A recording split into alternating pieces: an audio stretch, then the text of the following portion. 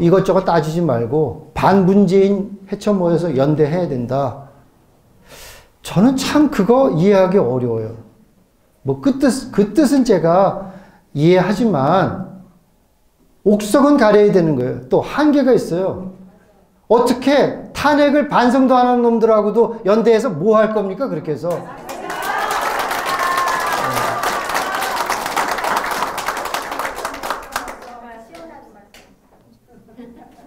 그리고 그 탄핵에 찬성했던 놈이 무슨 뭐 보수 진영에 뭐 선호도 하니까 뭐 1위, 2위를 다투고 있다는 거예요. 그 보셨죠? 어디 대구에 있는 누구인데 말이 됩니까? 지금이라도 그때는 내가 조금 판단을 잘못했다 정도는 해야죠. 지금도 자기 자신은 정당했고 나라를 위하는 길이었다고 생각하는 것 같아요. 말이 됩니까 이게? 그리고 많은 사람들은 제가 사실은 유명해진 게 그 탄핵의 부당성을 제가 작년 겨울에 학생들한테 했더니 저희는 이제 조회하면은 뭐 집에 가서 애들이 말을 이상하게 전할까봐 다 녹화해가지고 올려놓거든요. 아무 얘기 없었어요. 애들은 뭐, 저 사람 맨날 그러니까 뭐 또 그런가 보다 하고 넘어갔어요.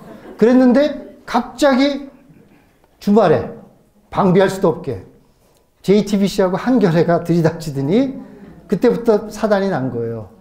그러니까 1시간 넘어의 과정을 갖다가 편집해가지고 걔네들이 저를 잡아놓으려고 했던 게 뭐냐면 정치 중립 위반이라는 거예요.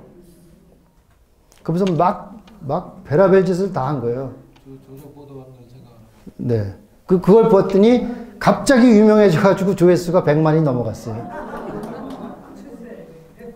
그랬더니 그걸 가지고 또 편집해서 고등학생한테 채이는 교장, 그러니까 뭐 또라이 교장 이런 거예요. 촛불 소녀가 됐어요. 하나는 걔는 이제 촛불 집회에 나가서 나를 갖다 제가 이제 토론을 했더니 왜 박근혜 편을 드세요?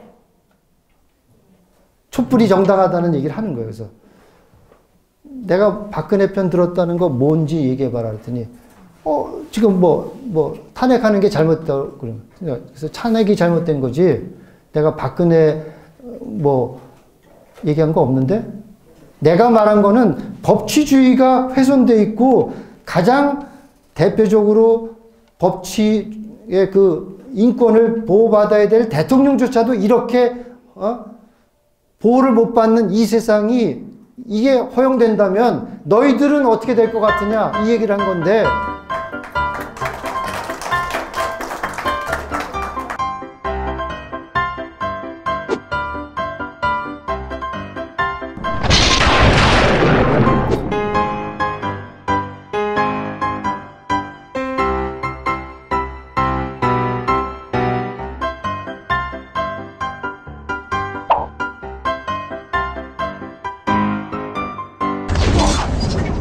그 이슬람 그런 뭐라 그럴까요?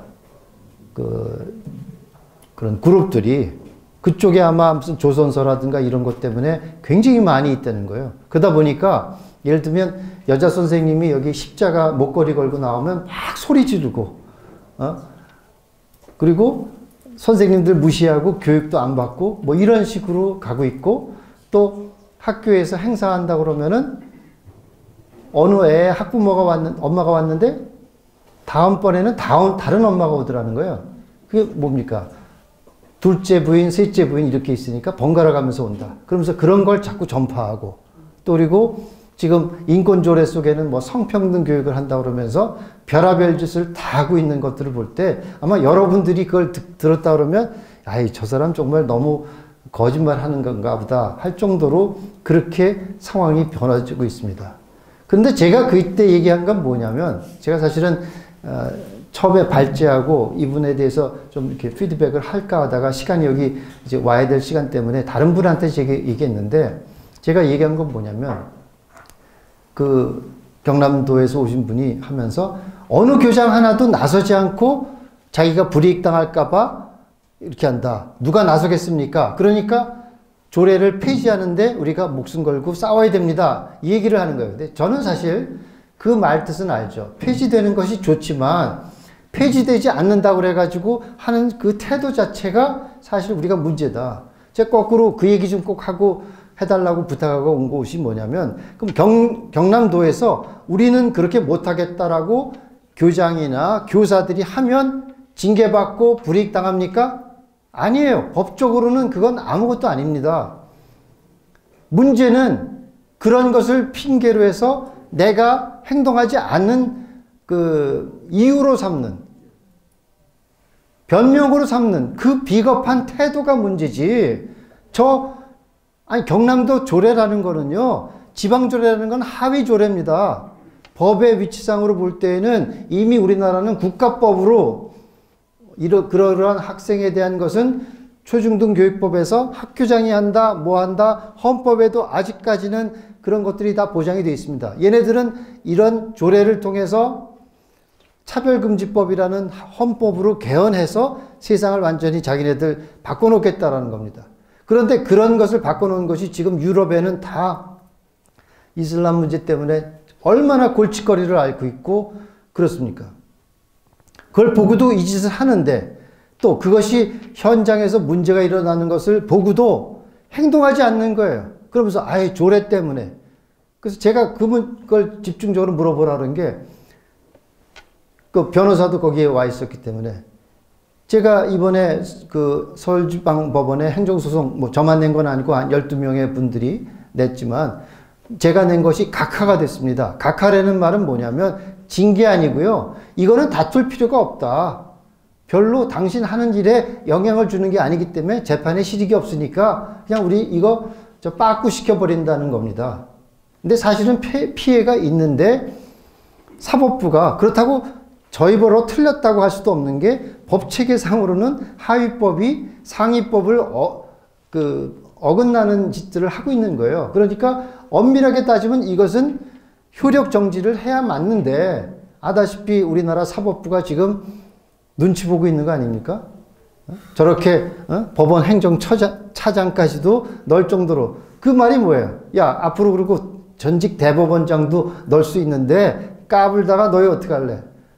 근데 그것도 강력한 것도 아닌데 그 정도만 해도 막 약발이 먹혀 들어가기 때문에 사법부가 눈치 보는 거예요. 그래서 저는 판결을 늦출 거다 했는데 뭐 이걸 그렇게 오랫동안 할 수 없기 때문에 결국은 뭐예요? 야, 이거 뭐 다툴 것도 없고 너희가 하고 싶은 대로 하고 뭐 이러라는 판결이거든요. 그렇다면 그건 종이 호랑이고 아무 효력이 없는 거다. 그렇다면 문제는 뭐냐? 당신들이 이걸 위해서 애들에게 잘못된 것은 잘못된 거라고 말할 수 있는 기회가 있는데 왜 안 합니까? 왜 핑계를 밖에다 댑니까? 우리에게 대야 된다. 그리고 이거 해서 만약에 교육청에서 뭐 공립학교인 경우에 또 아니면 사립인 경우에는 뭐 재정적인 저걸 준다. 저희도 제가 사립학교 교장을 했고요. 실제로 그런 일이 일어나는가? 그러기 어렵습니다. 또 그럼 교장이 그런다고 그러지만 저도 교장을 해봐서 아는데 요즘 교장들이 학부모나 학생들이 정당하지 않은 요구를 해도 무시하기가 어려운 세상인데 왜 얘기 안 합니까? 그 얘기는 뭐예요? 하면은 우리 애가 피해 볼까봐, 선생님한테 차별받을까봐 그런 거 아닙니까? 실제로 해보지도 않고요. 그러니까 그런 거 볼 때 저는 이 상황이 우리 스스로가 사실은 거짓 위협에, 또 어떻게 보면 우리 스스로가 진리를 추구하기보다는 현실적인 이익에 사로잡혀가지고 하는 거 아닌가, 이 생각이 듭니다. 제가 어느 그 유튜브 방송을 보면서 제가 뭐 누구라고 직접 얘기하는 것은 피하겠지만은 이제 최근에 어느 여론조사를 담당하는 그 전문가가 미국을 최근에 다녀왔다는 거예요. 그러면서 이제 좌담을 하면서 자기가 이제 한 20년 만에 미국을 가서 다시 한번 이렇게 봤더니 깜짝 놀랄 정도로 미국에서 여론이 바뀌고 있던데, 간단한 것만 제가 얘기를 들으면 그러더라는 거예요.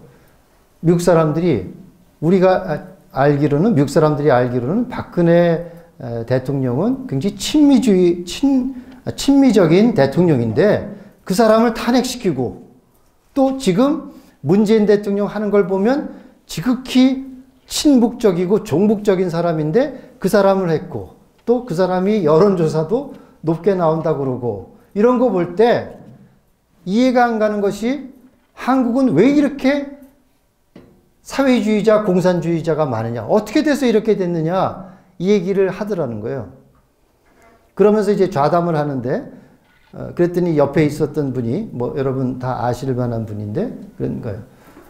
그러면서 이제 여론조사자는 뭐라 그러냐면 사실 자기가 여론조사 같은 걸 해보면 한국에 있는 사람 중에 자기가 사회주의를 지향한다 또 그 북한을 친북적인 걸 하라 그러면 그게 30%를 넘지 않는다는 거예요. 표면상으로 나타나면 70%는 그건 안 되지 하는데 하고 있다는 거예요. 그랬더니 옆에 있던 어느 분이 사실은 한국 사람들이 굉장히 사회주의적인 경향이 있고 또 종북적인 것도 요새 뭐 이렇게 막 노골화되다 보니까 높아져서 꼭 그런 건 아닙니다. 이런 뭐 서로 다툼을 이렇게 아규를 하는 것을 제가 봤는데 그걸 이제 설명하는 거를 했는데 저도 사실은 10년 전에 그 위스콘신 대학교에 교환 교수로 가 있으면서도 거기서도 이제 그 한 달에 한 번 정도씩 미국 내에 있는 미국 사람 중에 한국을 잘한다고 하는 사람들이 노스 코리안 스터디스라고 그래가지고 한국과 관련되는 세미나를 많이 합니다. 그러면 이제 제가 가서 들으면 이제 그 사람들은 이제 저 같은 사람들의 얘기를 또 많이 듣고 싶은 거죠. 그래서 끝나고 나서 얘기를 하면 뭐라 그러냐. 그때가 아마 제 기억으로는 노무현 정부 시절이었을 거예요. 막 여기 뭐 미국산 쇠고기 사태 나고 아마 그랬을 때인지 그러면서 미국 학생들한테 얘기를 하면서 한국에서는 지금 굉장히 반미 감정이 높아지고 있다. 이런 얘기를 하는 거예요. 그래서 제가 이제 코멘트를 하면서 당신이 왜 그런 얘기를 하는지 내가 이해는 한다. 왜냐면 당신네들은 신문에 난 거라든가 이런 것만 보기 때문에 그런 소리를 하지만 실제로 그렇지 않고 그건 내가 안다. 왜 그러냐 설명하라 그러면 사실 설명하기가 어렵더라고요. 그래서 내가 그랬어요. 한마디로 그렇게 반미 외치는 사람 중에도 미국에 자기 자녀들 어드미션 주고 장학금 준다 그러면 다 보냅니다. 그리고 실제로 제가 위스콘신에 있었는데 그 동국대학교에서 그 강정구라는 사회학과 교수도 거기 위스콘신 출신이고 지 아들도 다 미국 가 있어요. 그래서 그 얘기를 하면서 봐라 쟤네들이 하고 있는 얘기는 너희들이 생각할 때는 굉장히 걱정스럽고 아주 이렇게 뭐라 할까 올인하는 것 같지만 사실은 정치적인 구호지 코어에 들어가 보면 아직도 한국 사람들은 이 그 미국을 파트너로 생각하고 있으니까 그렇게까지 비관적으로 볼 거 아니다. 다만 이 과정 속에서 뭔가 이렇게 이제 한국과 미국의 관계가 조금 더 뭐 한국이 높아지기를 바라는 그런 한국 사람들의 심리를 건드렸다거나 뭐 언론이 거기에 이용당했거나 이런 것이지 그 코어에 들어가 보면 아직 내가 볼 때는 한미동맹은 굳건한 거다. 그걸 믿어달라. 그랬더니 뭐 약간은 믿는 것 같지만 아직은 이해가 안 가는 것 같아요. 그래서 야 한국 문제는 내가 너보다 그래도 잘 알지 않겠니? 그런 식으로 제가 설득을 합니다. 그랬더니 뭐 그렇겠지. 그러고 말아요. 그러면서 제가 늘 얘기하는 게 제가 전에 그 불란서 사람 만나가지고 불란서 사람들은 와인을 선택할 때 어떻게 합니까? 설명을 했어요. 그래서 우리가 알기로는 뭐 이 생선류를 먹을 때는 화이트 와인을 먹고 뭐 고기를 먹을 땐 레드를 먹는다 그랬더니 불란서 사람이 갸우뚱하는 거예요. 그런 법이 어디 있니? 그러면서 그럼 뭐에 대해서 어떻게 하면 됩니까? 물어봤더니 한참 설명하려고 그러다가 그거는 설명할 수가 없고 불란서 사람 아니면 그거 모르니까 그냥 불란서 사람이 추천한 대로 먹으라고. 그런 것처럼 저도 한미 관계에 대해서 미국 사람들은 굉장히 전문가들은 왜 이렇게 변하고 있을까? 이거를 굉장히 심층 있게 관심을 갖습니다. 그러면서 제가 설명을 그렇게 하니까 알고 싶은 거예요. 근데 사실 설명할 길이 없는 거예요. 그래서 제가 하는 거는 야 한국 사람이니까 내가 너보다 잘하니까 내 말 좀 믿고 한번 의심하지 말아야 된다 하는 것처럼 저도 지금 조금 전에 말한 그 여론조사라든가 한국 사람들이 겉으로 볼 때는 지금 친미 대통령을 끌어내고 반미 또 친북 대통령을 뽑아서 아주 해피한 것처럼 보이고 있는 거 아닙니까? 그러니까 그 사람들이 볼 때는 야, 한미동맹은 이제 끝났구나. 이렇게 볼 수 있는 거예요. 그리고 많은 분들은 뭐 여론조사가 국정 지지율이 뭐 50%를 넘고 60%대에 있고 이러니까 아, 저거 가짜다. 조작된 거다. 하지만 저는 완전히 저게 틀린 건 아니라고 생각하는 게 여러분도 아마 경험이 있으시겠지만 저도 제 또래의 사람들은 그래도 보수적인 사람들이라고 생각하는데 의외로 얘기를 해보면 예를 들어서 아 요즘에 뭐 문재인이 말하는 평화 이런 거 걱정 안 돼 그러면 의외로요 전혀 그러리라고 생각하지 않은 사람들이 그래 한번 기대해 봐야지. 그리고 제가 비판적인 얘기를 하면서 저거는 참 위험한 거다 그러면 아이 그래도 기회는 줘 봐야지. 이런 사람들이 저랑 비슷한 사람들 중에도 꽤 많습니다. 제가 깜짝 놀라는 거예요. 그래가지고 제가 예전 같으면 마음 놓고 정부 얘기할 사람들을요 요새는 굉장히 아주 테스트를 많이 해보고 얘기를 합니다. 그거 보면은 이해가 안 가는 거예요.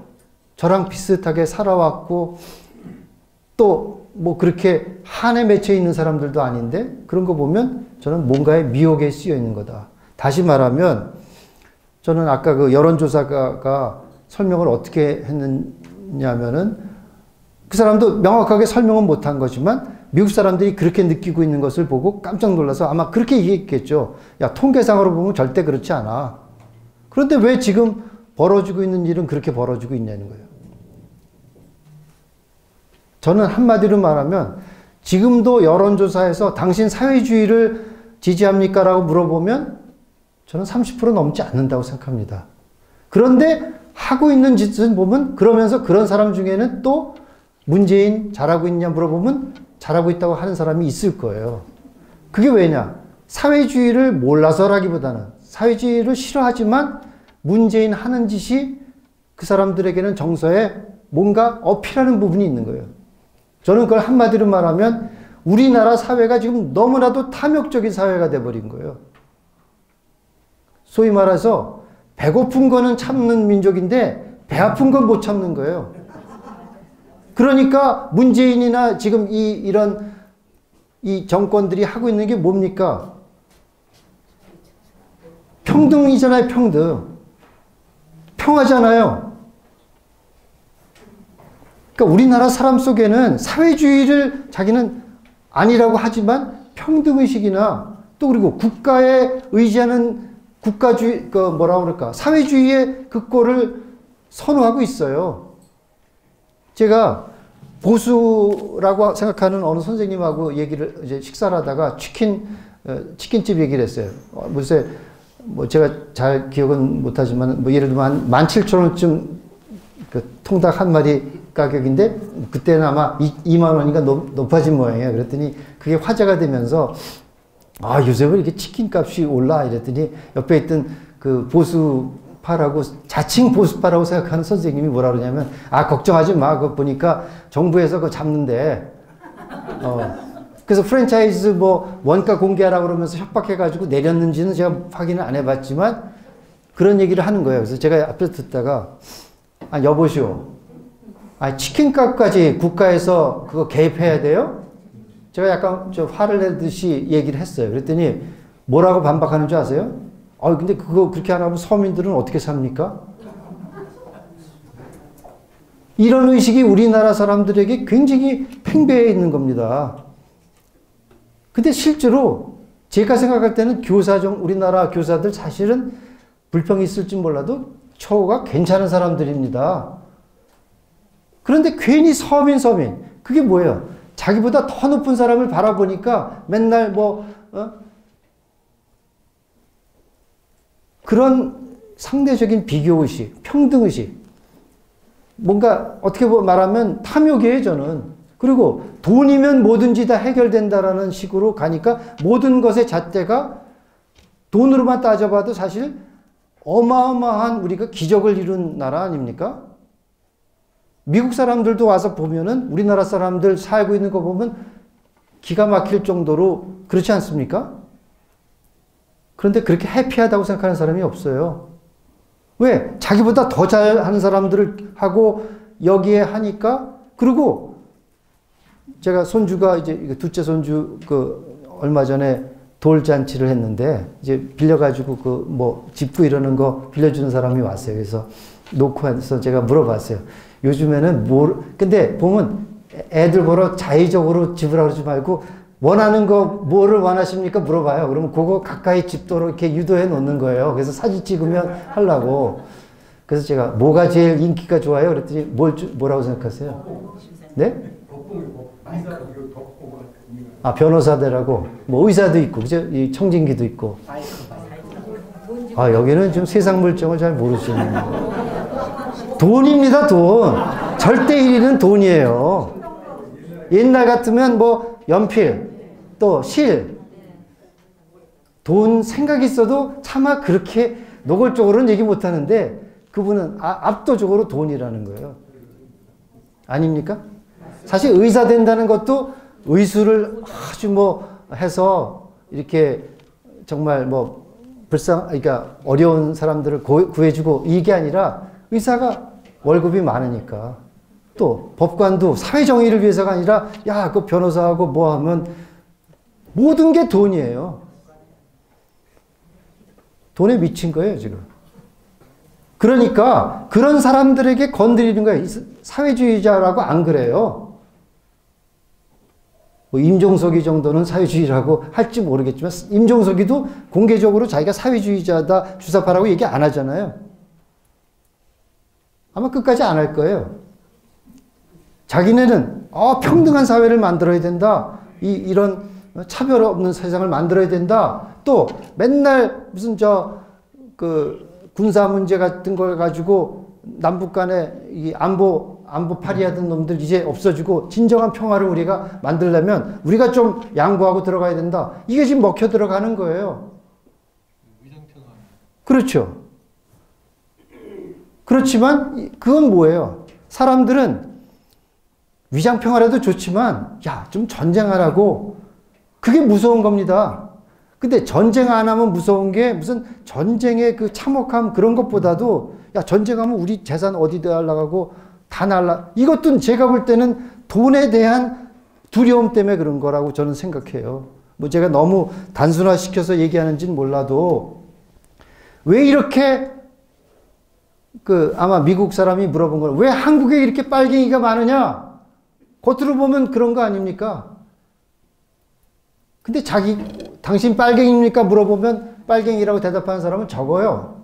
또 사회주의자입니까? 물어보면 사회주의라고 인정하는 사람은 적어요. 그런데 우리가 갖고 있는 생각 속에는 굉장히 사회주의적인 경향이 강하고 집단주의가 강하고 그것에 너무너무나도 자기 자신이 약한 거예요. 두려운 거예요. 아까 제가 말한 대로 경남도라든가 또 제가 조금 전에 저를 소개하지만은 아까 그것 때문에 유명해졌다고 그러셨는데 아니 다른 사람들은 저를 투사처럼 생각하고 그러더라고요. 근데 제가 투사가 아니거든요. 저는 법치주의자고 법 그대로 한 겁니다. 법에 학교장이 할 수 있어서 한 것이고 그거 지킨 거예요. 제가 무슨 투사입니까? 근데 제가 투사가 된 이유가 저밖에 없고 하다 보니까 그렇게 보여지는 거예요. 상대적으로. 엄연히 법에 돼 있고 제가 법을 어기는 사람처럼 사람들이 생각하는데 저 법 어기지 않았어요. 법대로 하는 사람이에요. 그런데 그 법도 있고 하는데도 못한다는 게 제가 잘난 척하는 것 같아서 얘기하기가 좀 곤란하지만은 이게 뭘 말합니까? 주변에 교장 선생님들이 있거나 학교 교사나 이제 역사 교사 있으면 한번 물어보세요. 아마 그런 얘기 할 거예요. 만약 맞는데 그렇게 하면 학교가 어려워지고 그러니까 좀 대를 위해서 이건 소를 좀 희생해야 된다. 저는 일종의 일제강점기 때 신사참배나 마찬가지라고 생각합니다. 우리나라 교회들이 상당 부분은 신사참배를 했어요. 분명히 신사참배는 우상숭배인데 많은 교회들이 했습니다. 하면서 뭐를 했는 줄 알아요? 이건 뭐 그냥 대를 위해서, 이건 그냥 뭐 국민의례고 사람의 예절이라고 생각하자. 또 제가 들은 말이 맞는지 틀린지 몰라도 연세대학, 그러니까 언더우드가에서도 신사참배를 강요했을 때 했다고 제가 알고 있어요. 그러면서 뭐냐면, 야, 우리가 냉철하게 플러스 마이너스 생각해보자. 우리가 안 한다고 그래가지고 얘네들이 포기할 거 아니라면 우리 그냥 하면서 또 우리는 기독교 교육을 할 수 있는 기회를 영영 포기하는 것보단 하면서 이거는 그냥 국민 예절로 그냥 하이하는 것 정도로 생각하자. 그러고 했습니다. 그리고 지금 와서도 거기에 대해서 제가 알기로는 공식적으로 우리가 이건 잘못한 일이고 회개해야 되겠다라고 한 적 없습니다. 근데 그때 한 거나 지금 한 거나 저는 마찬가지라고 생각합니다.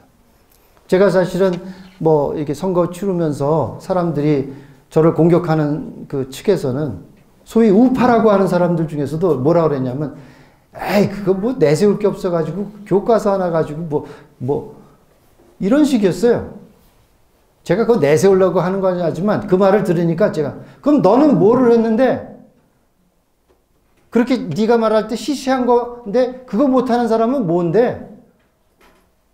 안 그렇습니까? 그리고 그게 조그마한 일이지만 그걸 지키지 못하는 일을 가지고 다른 걸 하겠다는 게 뭐가 그렇게 신뢰가 가겠습니까?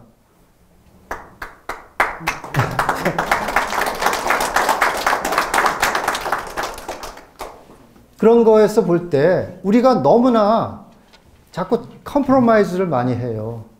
자기 합리화를 많이 합니다. 그런데 그 속에는 아까 제가 말한 대로 문재인의 평화, 이거는 위장 평화다. 그런 얘기를 하면 그 사람들이 전혀 모르는 게 아닐 겁니다. 제 말 어느 정도는 이해할 거라고 생각해요. 근데 왜 그렇게 할까? 그건 뭐냐? 그래야 편하니까. 또 우리나라 판사들이 저는 지금 돌아가는 거를 그렇게 파악을 못할까요? 아닙니다. 이것도 돈의 두려움이 있는 거예요. 또 돈의 탐욕이 있는 거예요. 저 같으면 하다가 잘리면 변호사 하면 되지. 그런데 그게 성에 차지 않는 거예요. 야, 변호사 할래도 부장판사 했느냐, 법원장 했느냐, 대법관 했느냐에 따라서 수임료가 엄청나게 달라지죠.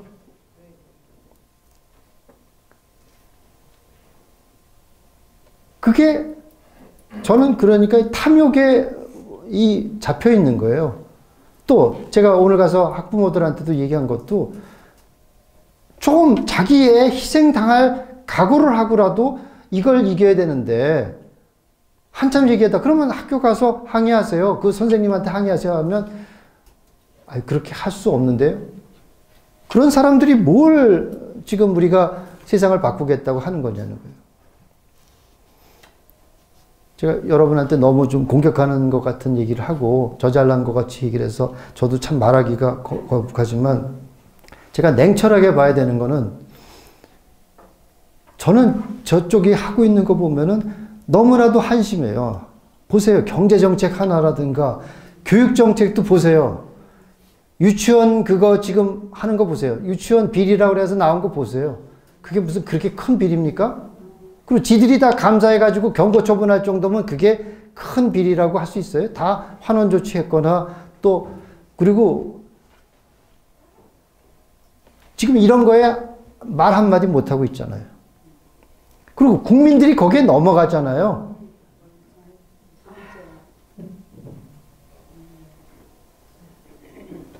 영국 같은 데는요, 교육자, 뭐 요즘은 제가 어떤지 모르지만 제가 있을 때 들은 얘기인데 교육자들이 그런 비리나 잘못한 일이 생겨도 이거는 언론에다는 공개하지 않고 알아서 처리합니다. 왜? 교육자는 존경을 받아야 되는 것이기 때문에 일부의 것을 가지고 그것을 이제 하면은 교육계가 전체가 위상이 하니까 법대로 처리는 하되 이렇게 우리나라처럼 그렇게 막 언론에다 공개하고 이렇게 안 합니다. 근데 우리나라는 어떻습니까? 요걸 침소봉대하고 그게 뭐예요? 진짜로 사립유치원이 문제가 심각하다면 왜 진작 안 했습니까? 문제는 뭐예요? 교육을 갖다가 국가가 다 휘어잡아서 가겠다는 거고, 이 사람들이 어떤 면에서는 교육의 중요성, 특히 조기 교육, 유아 교육의 중요성을 잘 아는 거예요. 거기서 사람들을 세뇌시켜 가지고 가야 지들이 20년 해먹을 수 있는 거거든요.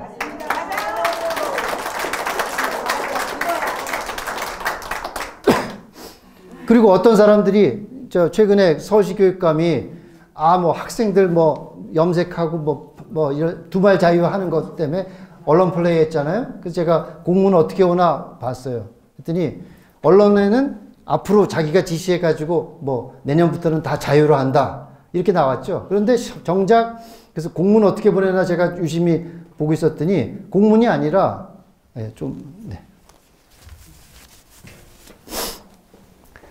그냥 협조 그런 그 서한 같이 보내가지고 학교에서 내부적으로 좀 회의해서 그런 방향으로 되도록 좀 토의를 해 주십시오.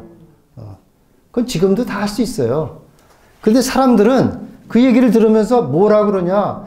이제 뭐 좀 자유로라도 해야 되고 뭐 이러는 거 아니냐. 이게 지금 저는 멍청하다는 거예요. 제가 그랬어요. 어떤 학교는 염색해도 좋은 데가 있고 어떤 데는 아주 뭐 진짜 군대처럼 이렇게 통제해서 하는 거를 근데 학부모들은 통제하는 거를 원하긴 하더라고요. 문제는 염색하는 게 좋으냐 아니냐 규제하느냐 안 하느냐가 아니에요. 현행법에는 학교가 알아서 하라는 겁니다. 이걸 지가 하루아침에 이래라 저래라 한다는 건 뭐예요? 두 발에 관심 있는 게 아니에요. 학심에는 국가 통제를 해서 하나를 가지고 자기네가 다 통제하겠다는 겁니다. 이거를 보지 않고 두 발에 가 있는 거는 문제 있는 거예요. 그리고 동성애다 뭐다 이런 거 학생인권조례로 떠드는 거가 동성애자가 그렇게 많고 무슨 동성애자가 뭐 지금 심각한 탄압을 받고 있고 뭐 이게 아니에요. 그리고 그거 떠드는 많은 사람들 중에는 지 애가 동성애라 그러면 다리몽댕이를 부드려서라도 반대하는 사람이 태반입니다. 예. 이게 뭡니까? 이거는 정치적인 일이에요. 정치적인. 제가 그래서 학생인권조례도 오늘 제가 얘기한 게 많은 사람들은 이제는 시대가 변했으니까 교권과 학생의 인권과 어떻게 조화할 것인가를 고민해야 된다. 고민할 게 뭐가 있어요? 학교에서 교권이 우선되지 않고 어떻게 학생이 인권이 존중됩니까? 그거 안 하려면 밖에 나가서 자기가 놀아야지.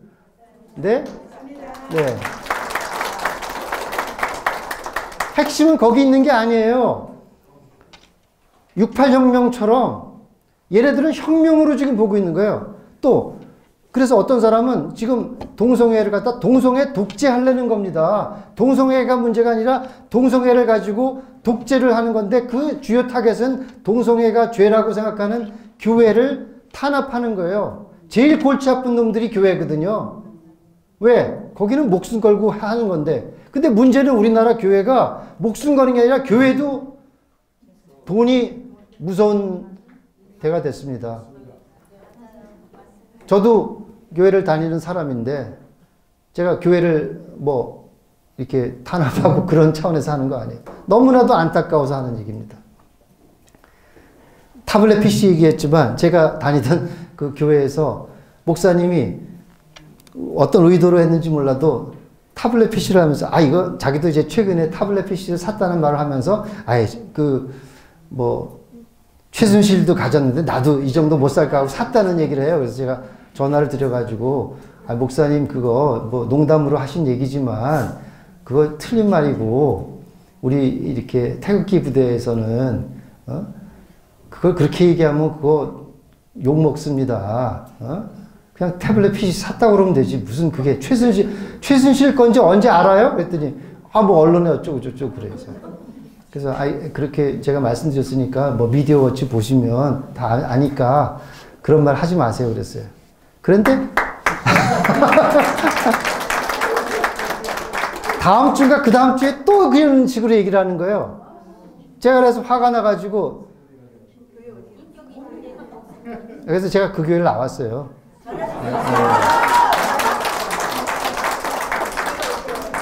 근데 이제 그분도 저한테 미안하게 생각해요. 그래서 뭐 전화 연락도 하고 뭐 그러긴 하지만 제가 다닐 수는 없더라고요.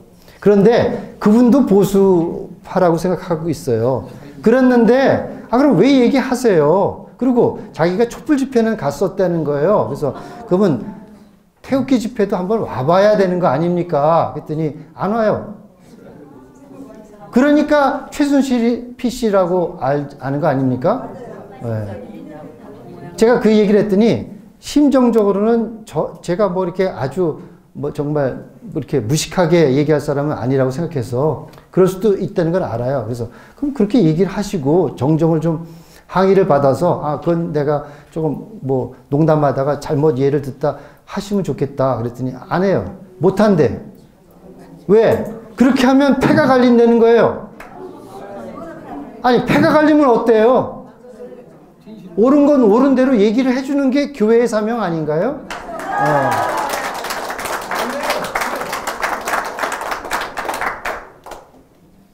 그러니까 교회가 세상에 온도 조절계의 역할을 하는 게 아니라 지금 온도계 역할을 하는 거예요. 세상이 떠드는 대로, 언론이 떠드는 대로 가야 자기 교회가 평안한 겁니다. 옳은 얘기를 하면은 분열되고, 분열되는 게 무서운 게 아니에요. 그러면 교회의 재정이나 교회가 엉망진창이 된다는 거예요. 근데 뭐가 더 엉망진창입니까, 그게? 북한 문제도 마찬가지예요. 대형교회 목사님들이 지금 뻔질나게 북한 다녀오잖아요. 아시죠, 여러분이? 가서 무슨 일이 벌어지냐. 뭐 제가 보지 않고 확인 안 했으니까 말은 못하지만 어떤 목사님은 제가 그런 일이 있어서 다른 데로 정말 애국적인 교회라고 갔더니 그분이 어떤 얘기를 하느냐. 우리가 김정은을 위해서 기도해야 된대요. 거짓말처럼 들리시죠? 그렇죠. 뭐 원수도 사랑해야 된다 하는 거예요. 제가 그래서 뭐라고 얘기했냐면 그런 식으로 간다면 뭐 예를 들면 손양원 목사님이 자기 아들 죽인 를 양자 삼은 것도 있잖아요. 그런 식의 걸 가지고 이제 변명을 하는 거예요. 그래서 이래도 순서가 있다. 김정은이가 지금 죽이고 있는 지하교회나 얼마나 많은 살인행위가 일어나고 있는데 당신 같으면 당신 딸이 지금 강간당하고 있으면 그 강간범을 향해서 주여 하면서 그 사람 회개하십시오 하고 기도하는 게 이게 맞는 일입니까? 비겁한 일이지. 먼저 저 살인적인 행위를 못하게 하는 일부터 싸워서 이기고 걔가 뭐 포로가 됐다든가 했을 때 뭐 전범에 갔을 때 회개한다면 그럴 수도 있겠죠. 이게 뭐예요, 이게? 이게 다 유행에 따라가는 교회 아닙니까? 교회는 유행을 따라가는 데가 아니라 성경을 따라가야 되는 데인데 이러니까 저는 지금 우리나라의 지금 제가 말씀드리는 거에 핵심 회개해야 될 기관이 교회와 학교입니다. 정말로 교회와 학교만 제대로 서 있었다면은 지금과 같이 사법부가 이렇게 되지 않아요. 또 학교가 조금이라도 살아서 우리가 이렇게 오는 것을 막았다면 이 지경이 됐겠습니까? 국민들이. 그리고 저는 제가 우리 학생들 해보니까요. 뭐 전에 보셨는지 모르지만 제가 국정교과서를 교육부가 못 주고 막 그냥 정권 촛불하고 이러니까 그걸 발뺌을 하는 거예요. 아시잖아요. 그래서 연구학교로 해가지고 하는데 또 서울시는 연구학교 자체를 갖다가 접수를 안 하고 그러니까 방해를 하는 거예요. 그래서 제가 그 공문을 보내가지고 교육부에서 그럼 책이라도 보내라. 우리가 참고도서로 해서 서울시 교육청이 방해하니까 받아가지고 가리키고 거기에 대해서 모니터링 해가지고 이게 정말로 못 가리킬 책인지 아닌지 내가 검증해 주겠다. 그랬더니 보내왔어요. 그랬더니 우파라고 하는 사람들이 저보러 제가 이제 국정교과서 채택한 걸로 이렇게 소개하고 그걸 이제 하나의 캠페인을 했더니 거짓말이라는 거예요. 교과서로 받은 게 아니라는 거예요. 그 말은 맞지만 제가 받아서 우리가 그 참고도서 형태로 받았어요. 그럴 수밖에 없는 방해 세력이 있으니까. 어찌됐든 180권을 받아가지고 학생들한테 주고 같이 쓰면서 이승만 박정희를 가리키고 애들에게 설문을 받았습니다. 그래서 애들이 처음에 할 때는 언론만 보고 그거 하는 것에 반대가 80%였습니다. 그런데 1년을 가리키고 나니까 애들이 80%가 유익했고,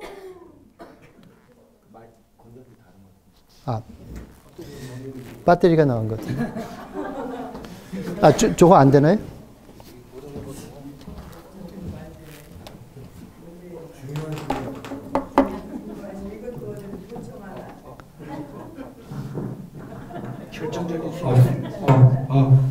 하나 둘. 여기 혹시 기관에서 나오신 분 계신가요? 이게 접촉 불량이에요. 네, 그냥 할게요. 그러니까 제가 애들이 다 여론이 그러니까 어떤 애는 와가지고 학교 다니는 게 창피해요. 그리고 부모님이 와서 항의하는 경우도 있어요. 그래서 그 부모들이 왔길래 제가 됐어요. 그냥 하시죠. 제가 물어봤어요. 뭐가 제가 잘못됐다고 생각하십니까? 말을 못해요. 또 그러니까 기껏 한다는 말이 뭐냐면 회기라를 시키면 안 되는 거 아니냐 그래서 회기라는 누가 시켰는데요? 안 그렇습니까? 그 교과서가 오기 전에는 우리나라의 역사 교재는 전부 좌편향으로 회계라돼 있었어요. 그래가지고 교학사 교과서를 그나마 해보려고 했더니 채택한 학교가 저희밖에 없었습니다. 이게 회계라 아닌가요? 그래서 우리는 국정교과서하고 같이 보면서 어디서 나오지?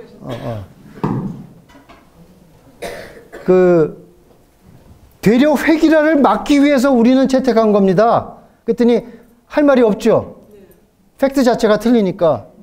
그랬더니 하는 말이 모르겠는데 자꾸 언론에 나쁘게 나오면 우리 애들한테 안 좋으니까 좀 자제해 달라는 거예요. 그래서 내가 무슨 나는 내가 인터뷰 신청한 거 아니고 걔네들이 와서 나를 취재한 거다.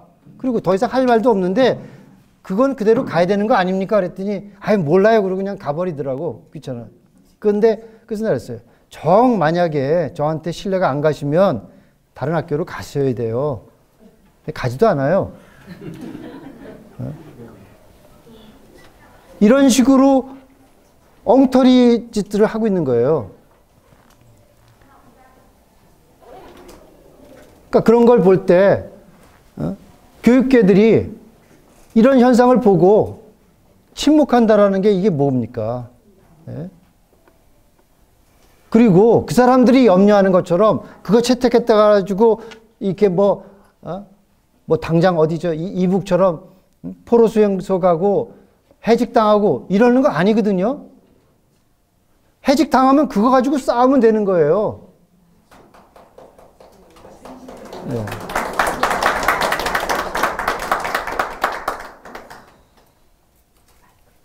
그러니까 지금 저는 위험한 상황이라고 생각하는 거는 저는 지금 베트남과 같이 될 수 있는 가능성이 있다고 보는 거예요. 그 이유가 뭐냐? 베트남도 월맹이 군사력이나 뭐나 이런 거에서 월등한 게 아닙니다. 월남이 더 미군이 주고 간 거라든가 이런 거 있고 또 분명히 평화협정 하면서도 전쟁이 나면 미군이 와서 우리가 싸워주겠다 약속했어요 다. 그런데 와보니 월맹이 아니라 월남에 전부 다 간첩들이 다 활약하고 있으니 어느 놈이 미국 편에서 볼 때는 미국 편인지 알 길이 없는 거고 싸우다 보면 뒤에서 총 맞게 생겼는데 한국이 지금 그 꼴 나게 생겼습니다.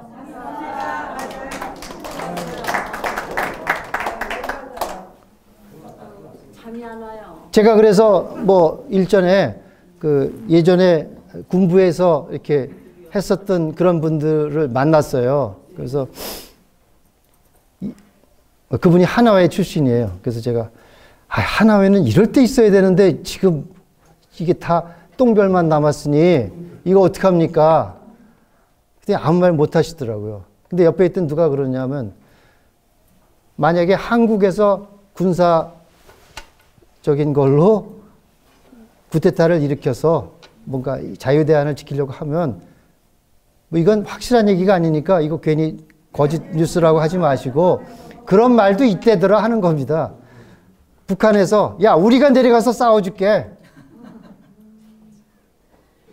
이게 농담이겠지만, 이게 농담으로만 느껴지지 않는 것이, 그러니 또 그리고 군 안에도 주사파가 있는지 어떻게 합니까?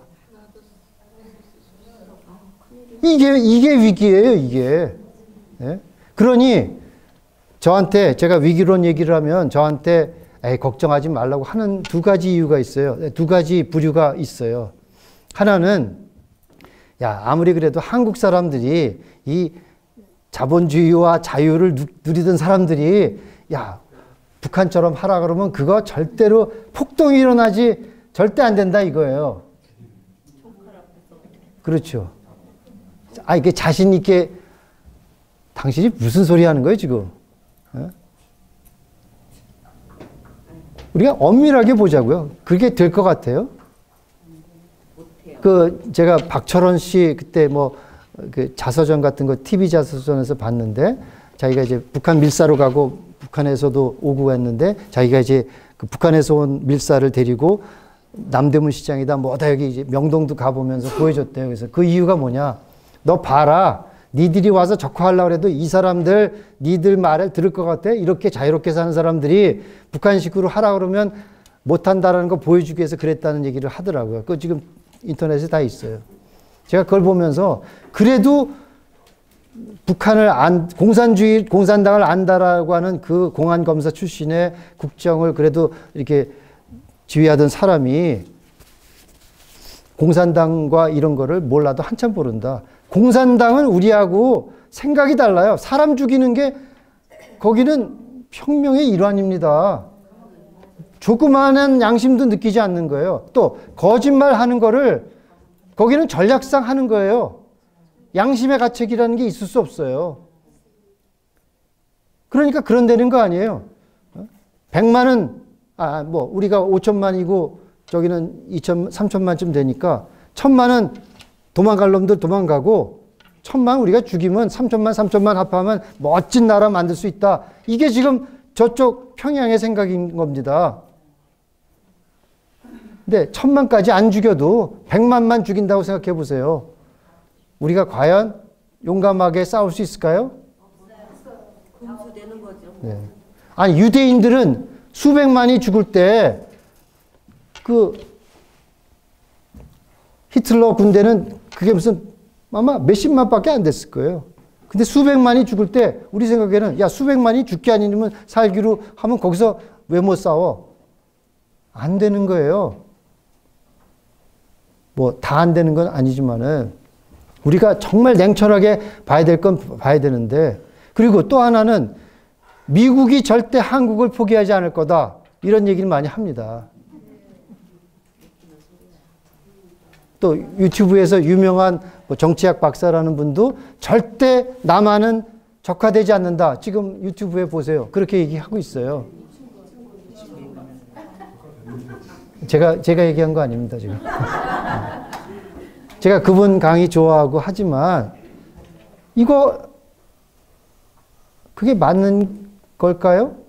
절대 적화 안 한다는 게 무슨 근거로 해요? 저도 그럴 확률이 높다고 생각하는 사람이지만 미국이라는 게 미국의 여론이라는 게 뭡니까? 미국은 여론에 움직이는 데예요. 그리고 지금 보니 제가 그 한 달 전쯤 됐나요? 아니면 최근인가? 미국에서도 대법관 그 캐버너라는 사람 대법관으로 보수 대법관 하느라고 치열하게 싸우는 거 보셨는지 모르겠어요. 제가 아는 미국이 아니에요, 지금은. 자기네들 진영을 이기기 위해서는 물불 안 가리는 시대예요.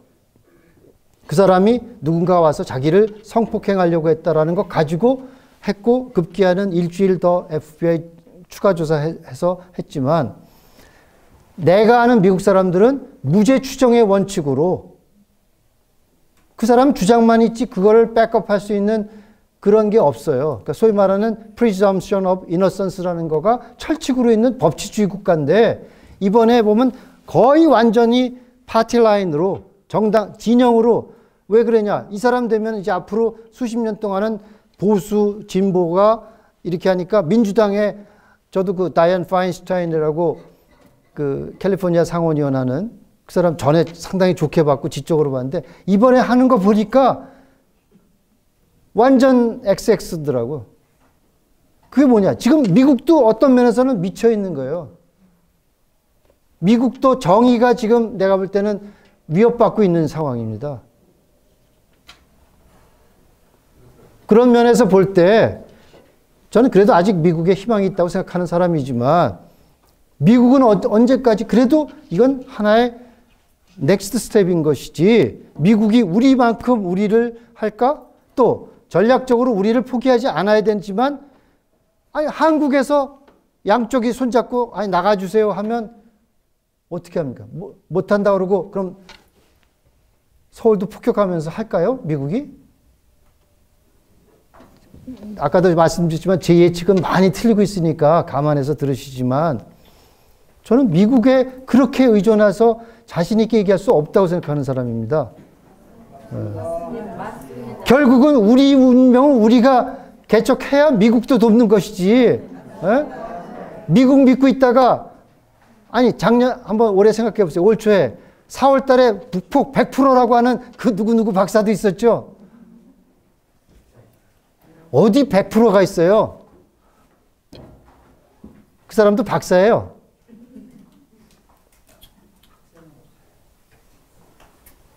그런 거 볼 때 저도 미국이 한국을 포기하지 않아야 된다고 해서 노력하고 있고 저 자신도 어떤 일을 했냐면 제가 뭐 소개하면 저희가 이제 매년 그 음악회를 합니다. 오케스트라 음악회를 하는데 작년에는 제가 한미동맹이 하도 위협받아서 안 되겠다. 나라를 구하기 위해서는 우리가 한미동맹이라는 걸 미국 사람들한테 보여주자 그래가지고 미 8군이 저 이태원 지역에 있잖아요. 이제 작년 말로 공식적으로 이제 평택으로 갔는데 그래서 야 미국에 대해서 우리를 지켜준 것을 고맙다는 우리가 땡큐 콘서트를 한번 제안해 보자 했어요. 그랬더니 거기서는 이제 연말에도 바쁘고 또 이전하느라고 지금 뭐 악기도 쌓아야 되고 뭐 자기네 행사하기도 바쁜데 안 된다. 계속 이렇게 전가를 했는데 어렵다는 얘기만 오는 거예요. 그래서 한번 좀 내가 가든지 한번 거기 책임자가 와서 우리가 이거 왜 해야 되고 지금 상황이 우리가 그냥 단순히 음악회가 아니라 한국의 운명이 왔다 갈 수 있을 만큼의 중요한 거니까 내 얘기 좀 들어보고 합시다. 그랬더니 정식으로 공손하게 거절하려고 그 이제 관악대장이 왔어요. 와가지고 제가 그런 얘기를 하고 우리 연습하는 것도 보고 하니까 이 사람이 거기서 바뀐 거예요. 바뀌어가지고 해봅시다. 그런 뜻이라면 해봅시다. 그러면서 아니 뭐 스케줄 좀 조정하면 되는 거 아니에요? 그러더니 더 바꿔가지고 우리가 하려면 미국 곡은 내가 지휘해야 되겠다.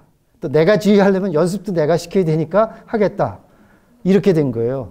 그래가지고 너무 멋지게 되고 그 과정에서 애들이 미국 사람들이 뭐 짧은 기간이지만 이런 것도 느끼게 되고 했어요. 그래서 저희가 이제 한 1시간 정도 되는 거를 20분으로 해가지고 땡큐 아메리카 콘서트라고 그래가지고 밑에다 자막 달고 해서 백악관으로 보내긴 했어요. 저는 그런 거 하면서 사실 미국의 정책이라는 게 뭐 고도의 학술적인 것만 하는 게 아니라 어떤 때는 어느 한순간에 무슨 거 가지고 미국 대통령의 마음을 바꿀 수도 있는 거예요.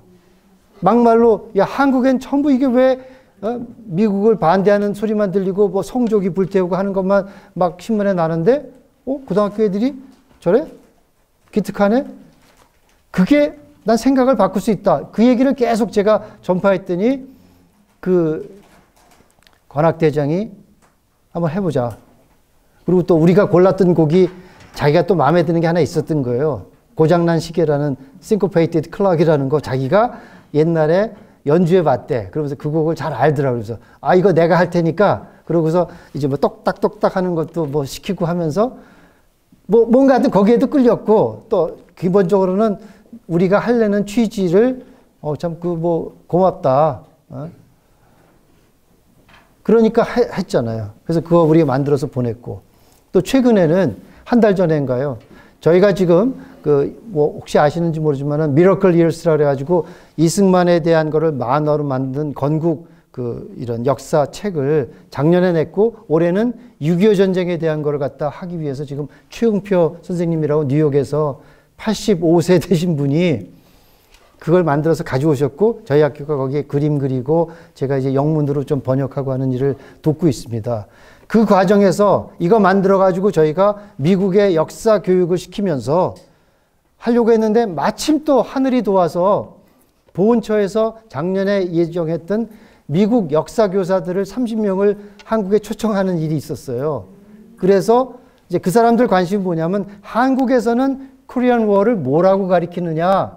주된 핵심은 미국이 이렇게 싸웠는데 한국 사람들은 이걸 어떻게 평가하고 있냐. 한마디로 말하면 자기네들 조상들이 한국에 가서 죽었는데 고마워나 하나. 지금 이런 반미 감정이 높은데 이런 거 보러 온 거예요. 그래가지고 제가 좀 초청합시다. 그 보훈처가 요새 옛날 보훈처하고 좀 달라요. 이런저런 얘기해서, 이건 교육적인 거니까, 응? 우리가 지금 역사책 만들어서 하는 거니까, 너희들한테도 피해 볼 거 없다. 그래가지고 불렀어요, 겨우. 그랬더니 시간을 1시간밖에는 안 된다. 그래서 내가 하여튼 맞춰주겠다. 그러면서 왔어요. 그러면서 제가 백두산함호라고, 여러분 아시는지 모르지만 대한해협 전투가 6.25만큼 중요한 게 있습니다. 우리나라가 손원일 제독이 우리나라의 최초의 군함이 백두산함호입니다. 미국에서 고물된 배를 하다가 하와이에서 무기 달고 해서 6.25 전쟁 발발하기 전에 진해에 왔는데, 6.25 발발하면서 뭔가 첩보가 있어서 동해안으로 가다가 몰랐는데 북한의 함정이 지나가는데 뭔가 하다가 이상하다 그래가지고 가까이 갔더니 이게 북한이 침투하는 배였어요. 싫어합니다. 이거 제가 책도 다 드릴 수 있어요. 그래서 그분을 모셔서 6.25가 어떻게 됐고 이분이 한미동맹에 대해서 얘기를 하면서 결국 그것도 해전에서 이긴 것도 미국이 도와줘서 그렇게 한 겁니다. 그거가 좋은 예가 돼서 그분도 92세인데 제가 아는 친구의 아버님이라 모셔다가 여기 훈장 달고 우리가 이렇게 전쟁에서 싸운 코리안 워 히어로들을 존중하는 나라다. 이것도 보여주고 그분이 이제 사실은 이제 그분이 6.25 참전용사 대표로 작년엔가는 청와대 들어가서 만찬사도 하고 그러셨던 분인데 그런 얘기를 했어요. 그러면서 그분하고 저하고 짠 거는 뭐냐면 한미동맹 깨지면 너희도 손해고 이 세계사가 달라진다. 절대 너희가 돌아가서라도 한미동맹에 대해서 한국에서는 확고하게 지지하고 있고 이거 깨지면 당신네들의 조상들은 개죽음 당한 겁니다. 그 얘기를 했더니 보훈처에서 막 커트 하면서 막 하는 거예요.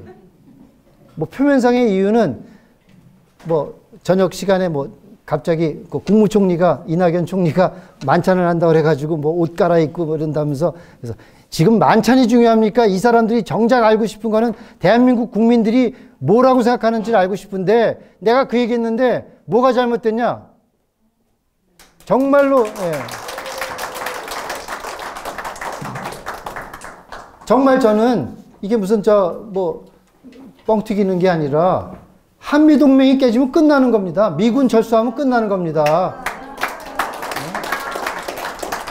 그래서 저희가 지금 이 코리안 워에 대한 스토리북을 만들어서 미국에서부터 먼저 보내고 한국으로 역수출하는 식으로 지금 전략을 해서 하는데 여러분 그 책 나오면 많이 보아주시고 이 후배들 여러분 자손들에게 가르쳐 줬으면 좋겠어요. 네. 그러면서 그거를 얘기하고 제가 이제 우리 최응표 고모님 여기 지금 회원동에 와 계신데 정말 85세 된 그 노인분이 식사도 제대로 못하면서 제가 미국에 2월 달에 가서 뵀어요. 갔더니 그 조그만 그 사무실에서 하는 걸 보면서 제가 너무나도 감동을 받은 거예요. 근데 거기도 또 에피소드를 제가 할게요. 그래서 저도 우리 학교도 적극적으로 돕기로 했고 했는데 여러분 아시죠? 우파 장사꾼들이 많이 있습니다. 대한민국에.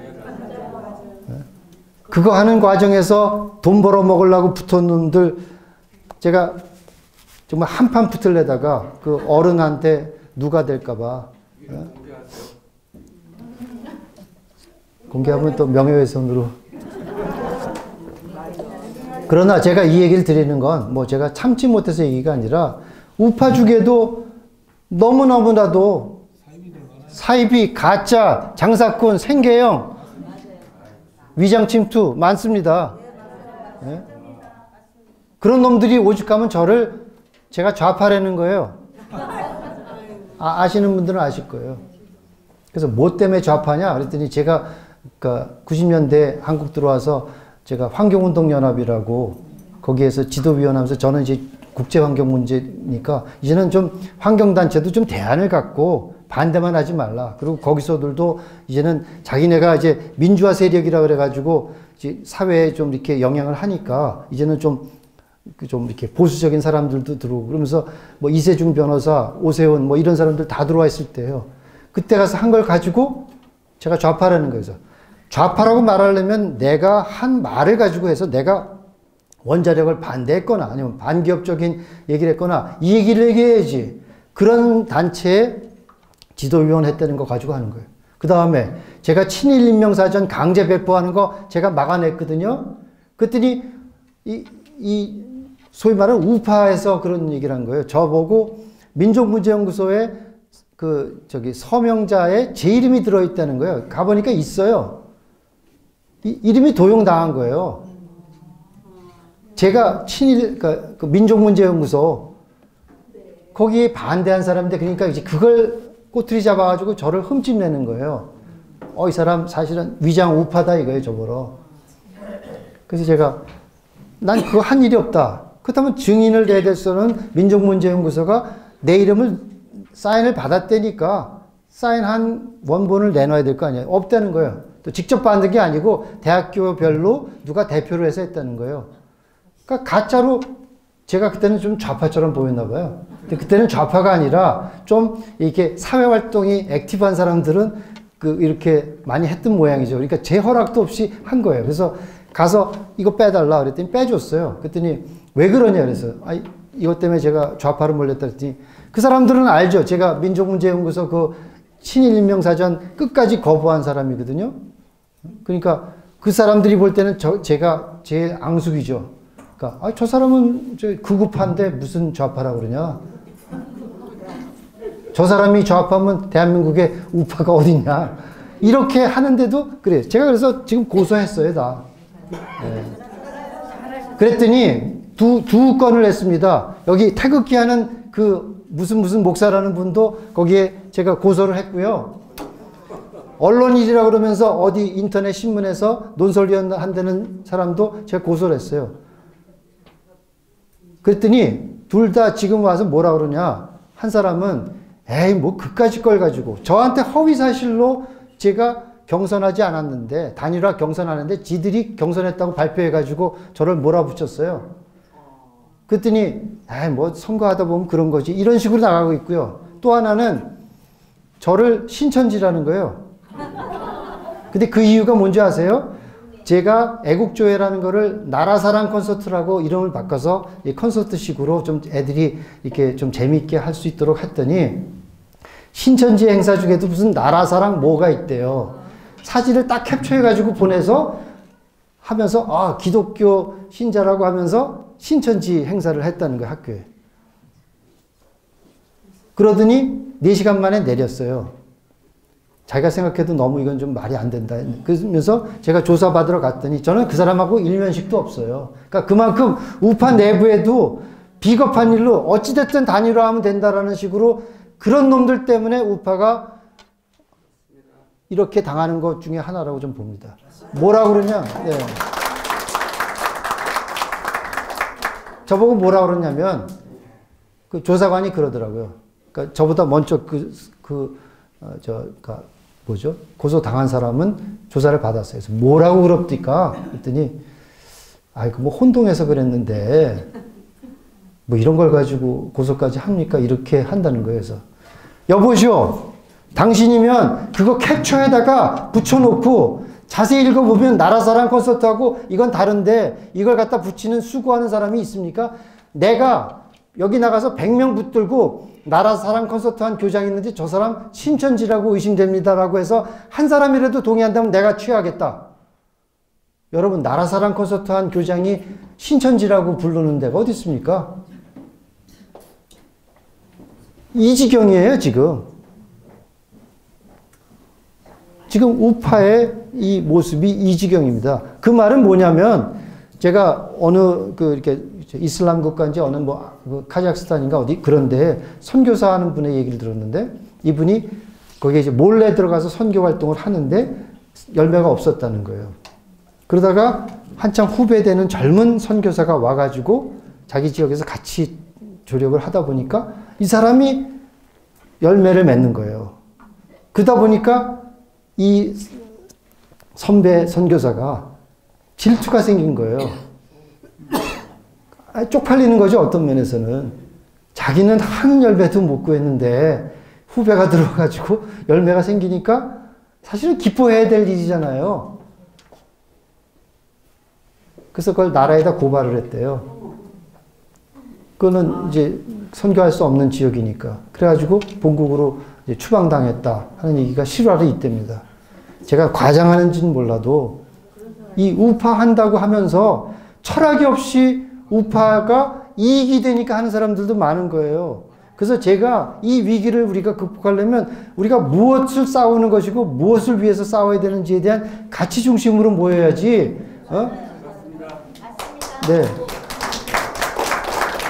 어느 신문에 주간 했던 분이 뭐 그런 얘기를 했죠.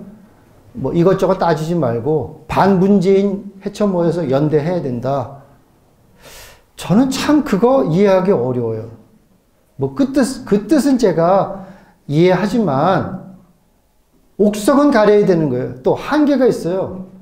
어떻게 탄핵을 반성도 안 하는 놈들하고도 연대해서 뭐 할 겁니까? 그렇게 해서.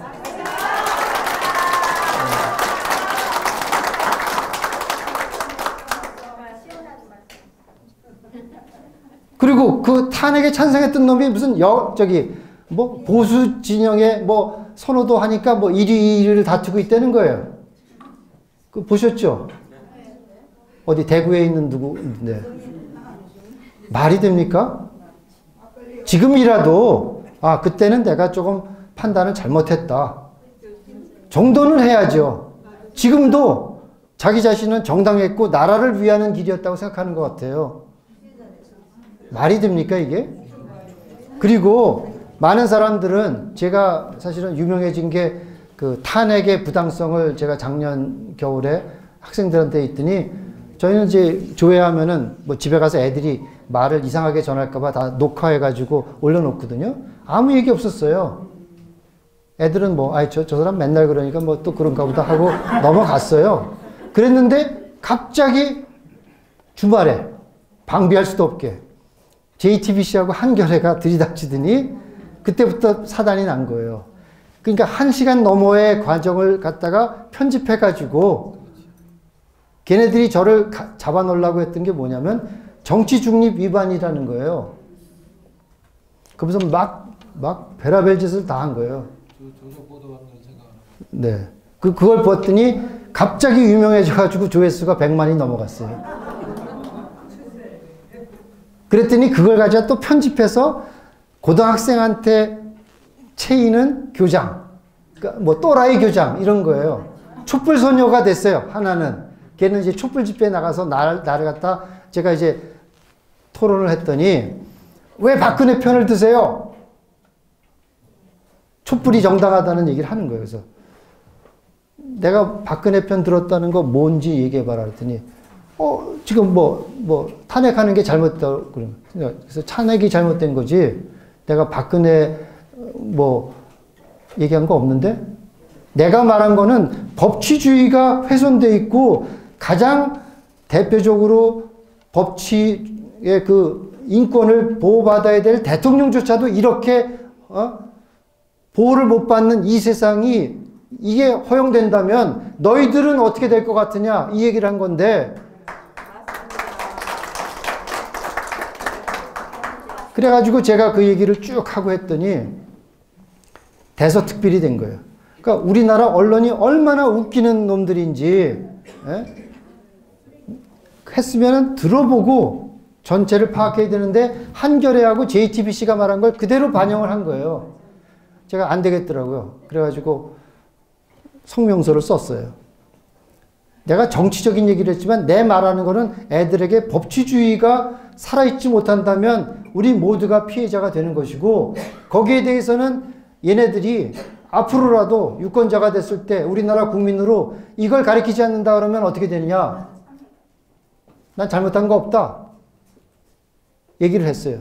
쭉 썼더니 그건 또 다 보도를 해주더라고요. 그러더니 심지어 JTBC조차도 뭐라고 썼냐? 다양한 의견을 들어보자는 얘기였다.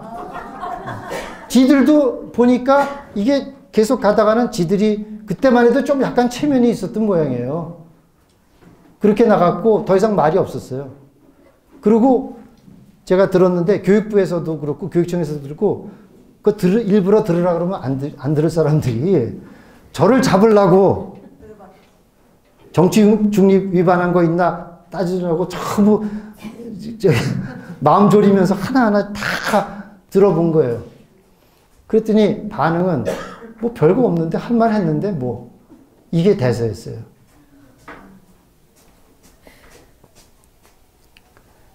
그런 것처럼 지금 제가 무슨 얘기하다가 여기까지 흘러왔는지 모르지만 그런 게 뉴스가 될 정도의 상황이고 그걸 가지고 저보러 정치 중립 위반이다라고 몰아세우는 거. 그리고 그 말은 뭐냐면요. 여러분 아마 의아하실 거예요. 우리 서울만 하더라도 전국에 하더라도 저 같은 교장을 지낸 사람이 꽤 많습니다. 근데 왜 저만 그렇게 했을까요? 그리고 그 사람들한테 물어보세요. 당신은 왜 이런 거 교과서 이런 거 할 때 왜 안 납니까? 그러면 제가 들어보진 않았지만 분명히 그럴 거예요. 그래도 교육은 정치 중립인데 그렇게 민감한 정치 문제에는 가면 학교가 손해봐, 피해봐. 또 사립학교 같은 경우는 그거 하면 정부에서 예산 주는 거 잘라가지고 결국은 피해보는 거 그러니까 나는 몰라서 그렇겠어? 학생을 위하는 거야 이게 다. 이게 맞는 얘기입니까? 이렇게 비겁한 거예요. 이게 지금 우리 대한민국의 위기인 거고 그걸 위해서 우리가 바꿔놔야 되는 겁니다. 네? 몰라서가 아니에요. 내가 볼 땐. 또 너무 알아서도 문제예요. 근데 핵심은 돈의 두려움이 너무 큰 거예요. 그렇다고 무슨 정말 피난민처럼 사는 그런 사람들도 아닌데 안 그렇습니까? 이놈들이 우리를 우습게 보고 이렇게 지금 당하고 있는 거는 두려워하기 때문에 그런 거예요. 행동하지 않기 때문에 그런 거예요.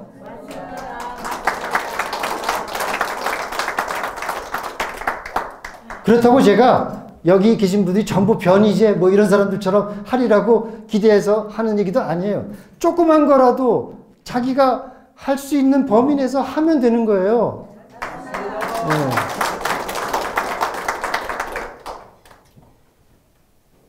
그런 면에서 정말 저는 제가 이 구호를 너무 좋아해서 우리 학교 복도에도 붙여놨는데 교육의 위대한 목적은 지식 전달이 아니에요.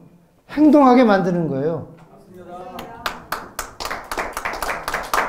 이건 제 얘기가 아니라 영국의 철학자 허버트 스펜서가 한 말인데 제가 독일에 갔더니 어느 행사에서 독일 교육부 장관이 그 얘기를 인용하더라고요. 뭐 그 사람은 다른 뜻으로 조금 인용했는지 몰라지만 저는 너무나도 그 말이 확 가슴에 와닿는 거예요.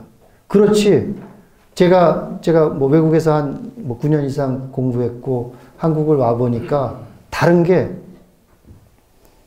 한국은 그저 선생님이 가르쳐 주는 대로 지식 전달 받아서 졸업하는 게 목적인데 미국은 네가 생각하는 거를 어려서부터 스탠드아웃 해라. 네가 생각이 다르면 얘기하고 또 얘기하면 그걸 갖다가 받아들여서 이렇게 토론하는 문화를 해. 그래서 일부러라도 선생님이 애한테 너 반대되는 의견 한번 얘기해봐. 또 그리고 얘가 그런 얘기하면 거꾸로 자기 생각이 아니더라도 소위 말하는 악마의 대변자 역할을 하면서 이렇게 주장하면 뭐라 그럴래. 이렇게 싸움을 붙여서 자기 자신의 생각, 철학을 정립하게 만들고 그러면 그대로 네가 행동해라. 미국에 가면 그렇게 가르칩니다. 우리나라는 어때요? 생각이 있어도 야 그러다가 보면 너 선생님한테 미움받아. 애들한테 왕따 당해. 그러니까 그렇게 알고만 있고 이게 뭐가 하는 거예요? 그렇게 배우니까 애들이 지금 세대 간의 격차가 생기고 커뮤니케이션이 안 되는 것도 애들 탓만이 아닙니다. 애들이 볼 때 어른들이 비겁하게 행동하는데 뭐가 존경스럽겠어요? 다른 게 아니에요. 행동으로 보여줘야 돼요. 제가 아는 어느 그 젊은 아이인데 요즘 아이 같지 않게 어른을 공경하고 그런 거를 배워요. 그래서 부모님이 잘 그런 거 교육했나 했더니 그런 적이 없다는 거예요. 그런데 그분이 노모를 모시고 병수발하는 거를 보면서 손자가 그걸 보니까 말은 안 했어도 엄마가 저렇게 행동하니까 무언의 교육이 되는 거예요. 근데 우리는 말만 하고 자기는 부모님을 요양소에 보내고 하니 애들이 뭘 배우겠어요? 무슨 영향력이 있습니까? 제가 교장 처음 받았을 때 제가 어떤 분들이 이제 저한테 조언을 해주면서 이 얘기를 한 게 제가 기억이 나요. 그 어느 대학 교수가 그러더라고요. 자기는 중고등학교 다니면서 교장 선생님 훈화한 거 하나도 기억 안 난대요. 생각해보니까 저도 그런 것 같아요. 그런데 기억나는 것들은 교장 선생님이 지나가다 휴지를 줍는 거는 기억난다는 거예요. 그 말을 하면서 말로 하지 말고 행동으로 보여줘라 이 얘기를 한 것 같아요. 그래서 저도 실천하려고 꽤 노력하고 있고 그렇게 했다고 생각합니다. 또 실제로 그걸 경험해 보니까 애들한테 인사 열심히 해라가 아니라 애들이 인사 안 해도 제가 어느 선배분한테 제가 들었어요. 인사 잘 애들이 못한다. 우리는 그랬더니 본인이 직접 그냥 인사 먼저 해라. 그럼 애들이 멋쩍어서 딴 애한테 했다가 자기한테 한 걸 알면 다음부터는 해요. 말할 필요가 없어요. 인사하면 애들도 하고 하다 보면 서로 지들이 그것도 좋은 줄 아니까 하게 됩니다. 그래서 뭐 저희 학교 우리 응원하신 분들도 있지만 들어와서 보시면 여러 가지로 놀래요. 어떻게 이런 데 학교가 있나? 이러고도 학교가 어떻게 인가가 났습니까? 이런 사람도 있고요. 어떤 택시 운전사는 올라오다가 중간에서 한 200m만 가면 나오는데 여기 잘못 길을 왔다 그러고 그냥 돌아가는 경우도 있고. 그런데 들어와서 두 번째 놀라는 건 뭐냐면 아이들의 표정이나 애들이 인사도 잘하고 그래요.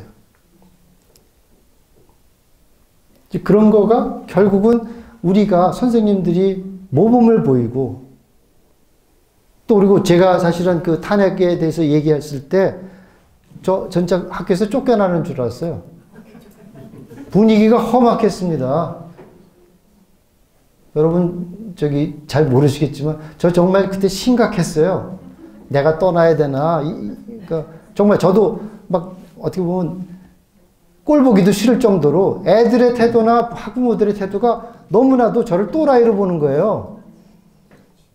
내가 이런 애들 데리고 뭐 해야 되나? 이렇게 생각했어요. 그런데 시간이 흐르면서 아직도 물론 뭐 애들이 저한테 반발 있는 애들도 있겠지만 애들이 알아요. 어떤 녀석들은 나한테 와서 악수하면서 뭐 존경합니다 그러고 하는 놈도 있고 그 말이 뭐겠어요. 뭐 내가 자세하게 내용은 잘 모르고 뭐 나도 약간 좀 아직도 의심이 있지만 소신껏 하시는 거 좋아요 이 얘기란 말이에요. 왜 애들은 볼 때 어른스럽다라는 게 전부 다 비겁하고 하고 싶은 말 안 하는 게 우리나라는 어른스러움입니다. 그런데 어찌됐든 애들은 판단력이 있어요. 그러면서 저는 사실 애들에게 희망을 갖고 있습니다. 충분히 얘네들은 마음이 열려 있어요. 어른들은 기득권들은 자기 이익에 연결되어 있기 때문에 이거를 못하는 경우가 많아요. 제가 얼마 전에 이렇게 정부에 오래 계셨던 분하고 우리 학교를 보고 싶어서 오셨어요. 그래서 이 얘기 저 얘기 하다가 그분이 그러시더라고요. 걱정을 하시면서 삼성에 노조가 없는데 삼성에 노조가 생기면 이거 진짜 앞으로 큰 중대 변화가 됩니다. 그래서 저는 이게 뭐 의무적으로 가장 마지막 보루인 삼성에 노조가 생기는 게 이게 의식적으로 굉장히 충격을 주나 보다 했더니 그게 아니에요. 이분의 해명은 뭐냐면 삼성에 노조가 생기면 그 삼성의 막대한 돈의 걸 빼다가 노조가 가면 지금도 돈의 위력이 민노총이 다 지금 움직이는 게 돈 때문에 움직이지 민노총의 철학 때문에 움직입니까? 전교조가 그렇게 한 것도 다 돈이에요, 돈. 또 대학 교수들이 지금 꼼짝 못하고 있는 것들이 뭐 때문에 그럽니까? 옛날 같으면 대학 교수들이 지금 팔 벗고 나서야 되는데 못 나서고 뭐 평화도 해야 되고 뭐 이 소리 저 소리 하는데 그게 다 돈줄하고 연결되어 있는 거예요. 저는 한마디로 대한민국이 지금 돈이 우상이 돼버린 거예요. 또 돈 없으면 죽는다는 위협감이 너무나도 큰 거예요. 돈 없으면 아무것도 못해. 뭘 할래도 돈 있어야지. 이런 식인 거예요.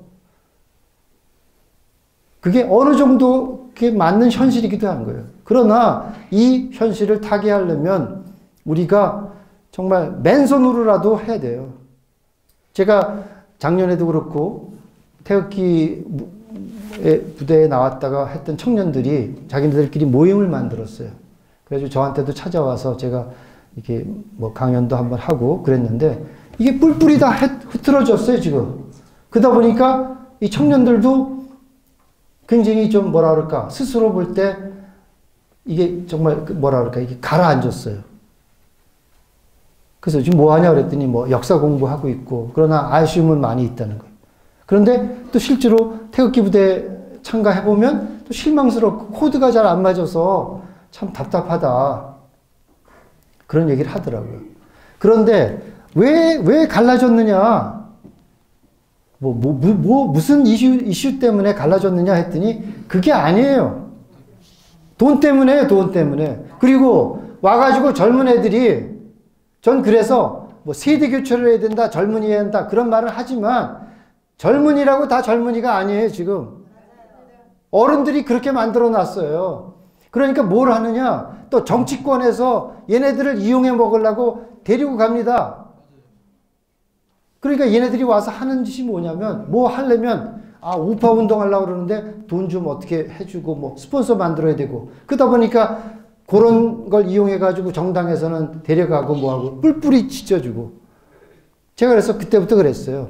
젊은 게 뭐냐? 맨손으로 그냥 굶어가면서 물 먹으면서도 할 수 있는 우파가 돼야 되고, 그러다 보면 그런 것도 생기는 거지. 지금부터 너무 연약하게 정치권한테 뭐한테 와서 스폰서 해달라고 하면은 이거 안 됩니다.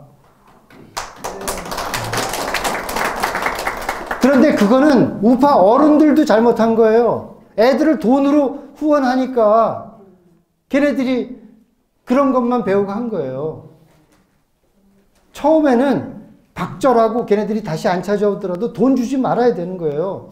그러니까 지금부터라도 여러분 돈 쓸 일 있으면 딴 데 쓰세요. 집에 자녀들 위해서 정말 정중하게 걔네들하고 식사하면서 이런 거 있지, 저런 거 있지. 화내지 마시고. 젊은 애들 말하는 거 보면 화가 나죠, 저도. 이게 도대체 뭘 쥐뿔도 모르고 하니까 화가 나죠. 그렇지만 참고 걔네들 얘기 존중해 주면서 얘기하고 이거 한번 읽어봐. 또 뭐 이거 들어봐. 뭐 이건 어떻게 생각하니? 그러면서 정중하게 좀 좋은 거 먹여가면서 제가 뭐 자랑은 아니지만 우리 애들은 다 넘어왔습니다.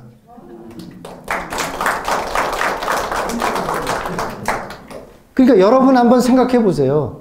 뭐 제가 여러분 뭐 사정은 다 모르고 그렇게 하나로 말할 수 없지만은 여러분의 자녀들이나 자녀들 친구 중에도 여러분이 건져내야 될 사람들이 많습니다. 저도 그래서 이렇게 하는데 어떤 경우는 제가 밥 사주겠다고 해도 피해 다니고 도망 다니고 그럽니다. 지금은 어떤지 모르겠어요. 또 저보다 나이 어르신 그런 여자분들한테 제가 초청해가지고 하려고 그랬더니 약속까지 다 잡아놓았더니 이거를 갖다가 캔슬한 거예요. 그때 왜냐? 지 아들들한테 이게 설득당해가지고 우리 아들이 그러는데 좀 한번 좀 한번 바꿔서 좀 기회를 주자는데 그렇게 그렇게 반대를 하냐? 저 사람 좀 약간 좀 그러니까 그 엄마 저런 사람하고 자꾸 만나지 마세요. 이렇게 얘기해서 만나기 좀 곤란하다 이런 얘기예요. 그만큼 걔네들의 말을 논리로 이겨낼 수 있는 게 아닌 거예요. 근데 그러나 시간이 지나서 지금 보면 얘네들도 야, 좀 뭔가 이상하다. 이게 경제 뭐 이런 거에 또 민감하니까 얘네들이 그래요. 근데 저는 이게 좋은 기회이기도 하지만 이걸 경제 위기 가지고 얘네들을 한다? 이거는 난 위험한 거라고 생각합니다.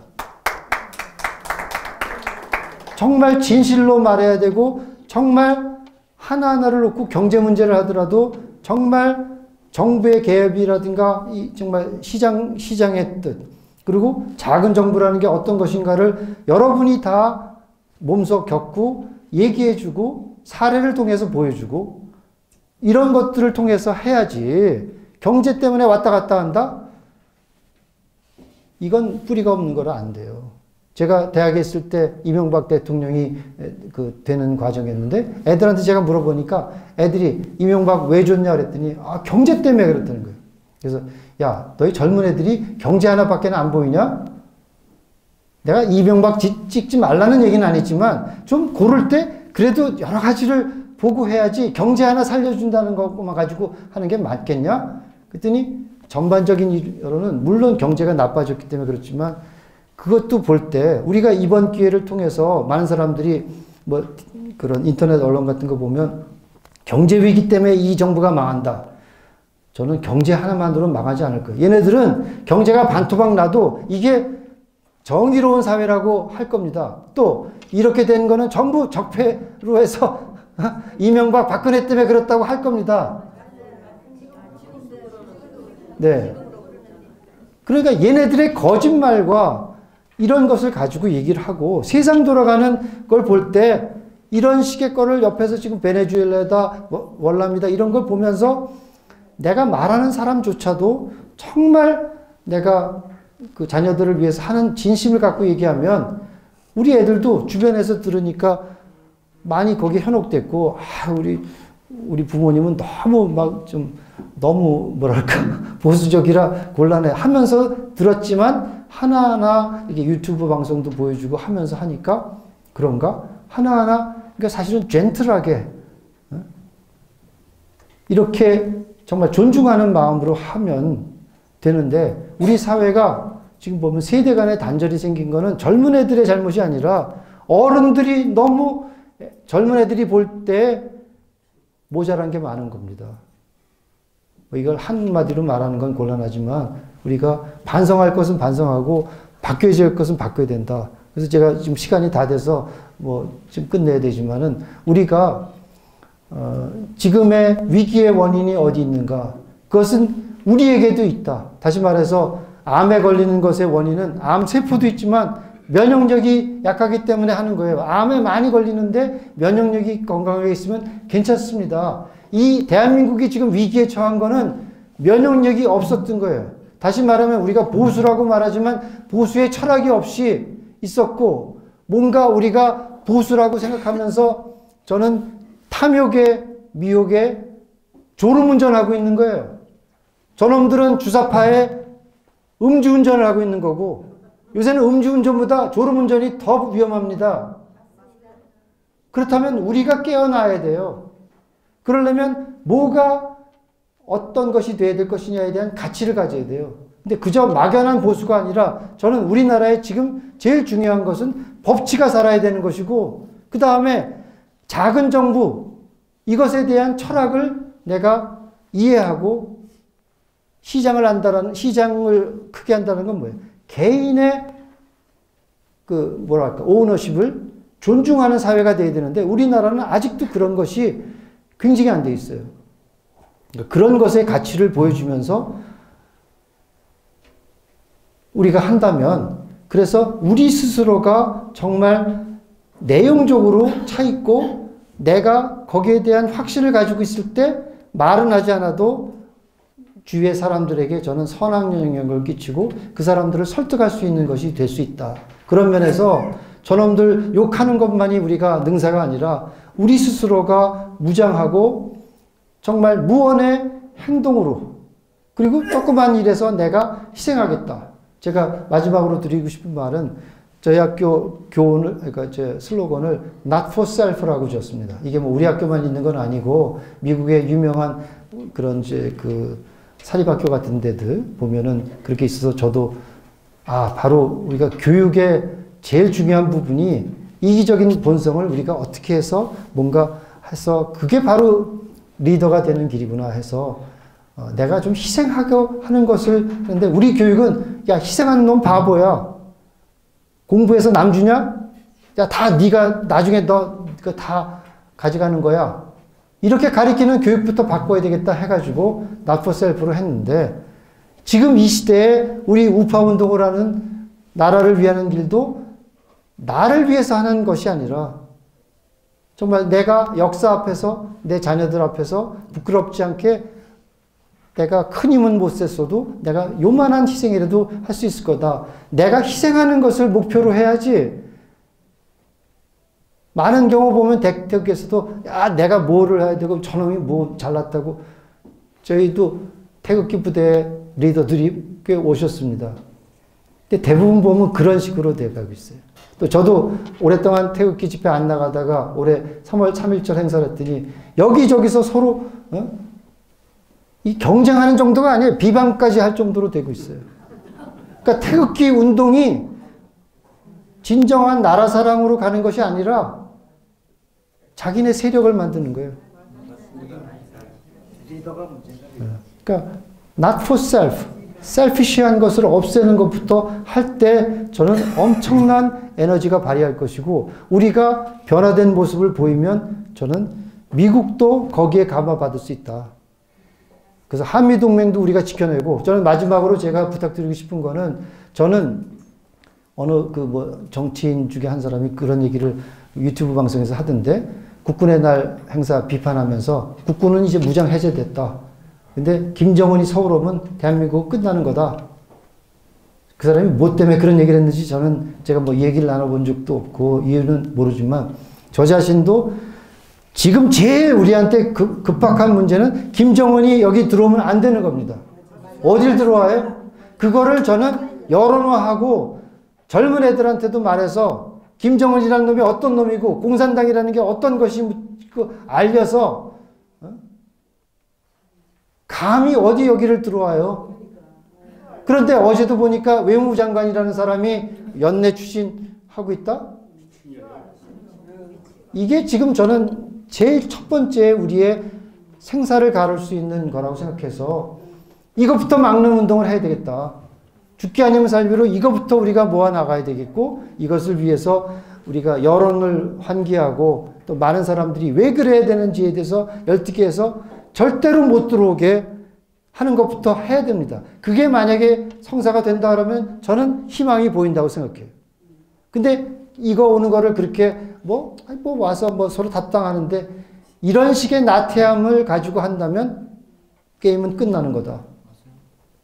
저는 그런 식으로 부탁드리고 싶고요. 사실 제가 좀 질의응답을 많이 하려고 그랬는데 얘기하다 보니까 이렇게 너무 오버가 돼서 이 정도로 마치고 여러분의 노고에 감사드립니다.